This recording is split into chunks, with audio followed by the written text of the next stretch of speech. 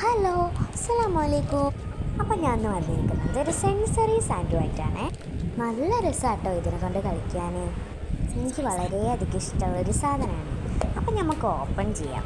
കുറച്ച് കാലമായി ഞാൻ ഇതൊക്കെ എടുത്തിട്ട്. നല്ല രസമാട്ടോ, കൈ പിടിക്കാനൊക്കെ നല്ല സോഫ്റ്റാണേ. ഞാൻ കുറച്ച് സ്പൂണും കുറച്ച് പാത്രങ്ങളൊക്കെ എടുത്തിട്ടുണ്ട്. ഇതിൽ എൻ്റെ അനിയത്തി കുത്തി വരച്ചിട്ടതാണ് കേട്ടോ. പണ്ട് ഇത് എൻ്റെ കിച്ചൺ സെറ്റായിരുന്നു കേട്ടോ. ഇപ്പം ഞാനത് എൻ്റെ അനിയത്തിക്ക് കളിക്കാൻ കൊടുത്തു. അതുകൊണ്ടാണ് ഈ അവസ്ഥ. കിച്ചൺ സെറ്റിൽ നിന്ന് ഞാൻ കുറച്ച് പാത്രങ്ങളൊക്കെ എടുത്ത് എൻ്റെ അനിയത്തി കാണാണ്ട് എടുത്തതാണ്. കണ്ടിക്കണമെങ്കിലേ ഇവിടെ വലിയ പ്രശ്നമാകും. പിന്നെ അവസാനം അവൾ കണ്ടിക്കണം കേട്ടോ. എനിക്കിത് കളിച്ചിട്ടും മതിയാണില്ല കേട്ടോ. ഞാൻ കുറേ ഇങ്ങനെ കളിച്ചു. അപ്പുറത്തേക്കും ഇപ്പുറത്തേക്കൊക്കെ വീണ് പോകുന്നുണ്ട്. അതൊന്നും ഞാൻ മൈൻഡ് ചെയ്തു. ഇതെൻ്റെ പണ്ടുള്ളതാണ്. ഇപ്പോഴും എനിക്ക് ഈ സെൻസറി സാൻഡിൻ്റെ ഇഷ്ടം മാത്രം പോകും. ബാക്കിയുള്ളതൊക്കെ വാങ്ങുമ്പോൾ പിന്നെ കുറച്ച് കഴിയുമ്പം നമുക്ക് മതിയാവും.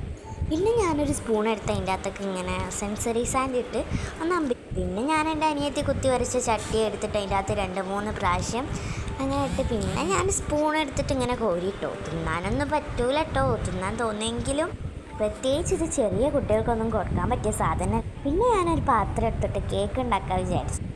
പിന്നെ ഞാൻ കേക്ക് ഉണ്ടാക്കി. ഇപ്പോഴാണ് എൻ്റെ റബ്ബേ ഒരു കോമഡി വരാൻ പോകുന്നത്. ഞാൻ കേക്കൊക്കെ അങ്ങനെ അമ്പിച്ച് കമത്തി കൊടുത്തു.